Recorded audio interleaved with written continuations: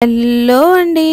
Welcome back to Jaira vlogs. మా ఇంట్లో నేను కండవాలు కర్రీ చేశానండి. కండవాలు అంటే స్క్విడ్ ఇంగ్లీష్‌లో అంటారు. తెలుగులో అయితే కండవాలు. చాలామంది తెలిసే ఉంటది. ముందుగా ఎవరైతే నా ఛానల్ సబ్స్క్రైబ్ చేసుకోలేదో ప్లీజ్ సబ్స్క్రైబ్ మై ఛానల్. అలానే ఇన్‌స్టా అకౌంట్ ఫాలో చేయండి. స్క్విడ్‌ని నేను తీసుకొచ్చి మొత్తం కూడా క్లీన్ చేసేసానండి. బ్రౌన్ ఉంటది పైన స్కిన్. దాన్ని మనం చేత్తో రబ్ చేస్తే అదంతా వచ్చేస్తది. వాటిని నేను తీసేసి మొత్తం ఇలా బాగా క్లీన్ చేసి కడిగి లోపల ఇన్‌సైడ్ అది కడిగాను. అయితే ముక్కలు కట్ చేస్తుంటే లోపల ఎగ్ ఉందన్నమాట. ఇది చూపిస్తున్నాను చూసారా?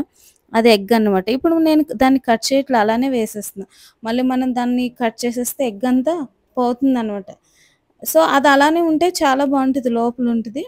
అయితే తర్వాత నేను దీనికి ఈ గ్రేవీ గురించి 2 ఆనియన్స్ తీసుకున్నానండి. మిక్సీ పడుతున్నా. అయితే ముందుగా దీంట్లో మనం స్పైసెస్ అన్నీ కూడా మిక్స్ చేసేసుకున్న తర్వాతనే ఆయిల్‌లో మనం ఇవి యాడ్ చేసుకోవాలి. సో, నేను ముందుగా అయితే ఇవి తీసుకొని కారం నేను 3 టీ స్పూన్స్ వేశాను. సాల్ట్ 1 ½ టీ స్పూన్ వేశాను. గరం మసాలా 2 టీ స్పూన్స్ వేశాను. అండ్ వా 1 ½ teaspoon of coriander powder వేశాను. 1 టీ స్పూన్ ఆఫ్ క్యూమిన్ వేశాననమాట. అలానే మిర్చి అదే చిల్లీ అండ్ కర్రీ లీవ్స్ కూడా వేశాను. అల్లం వెల్లుల్లి కూడా నేను 1 టీ స్పూన్ ఏసాను. ఎందుకంటే ఆనియన్ మిక్సీ పట్టాను కదండీ! అందులో ఇంతకుముందే నేను అల్లం వెల్లుల్లి పేస్ట్ మిక్సీ పట్టానన్నమాట. సో, అందులో ఇంకా కొంచెం ఉంది. అందుకని నేను 1 టీ స్పూన్ వేసాను. అంటే 2 టీ స్పూన్స్ ఆఫ్ అల్లం వెల్లుల్లి అన్నమాట. ఇది మిక్స్ చేసేసుకొని ఆయిల్ కావాల్సినంత వేసుకొని నేను ఆయిల్ మరిగిన తర్వాత నేను ఇదైతే కాగిన తర్వాత ఏదైతే కలిపి పెట్టానో అది వేసా. చూసారా?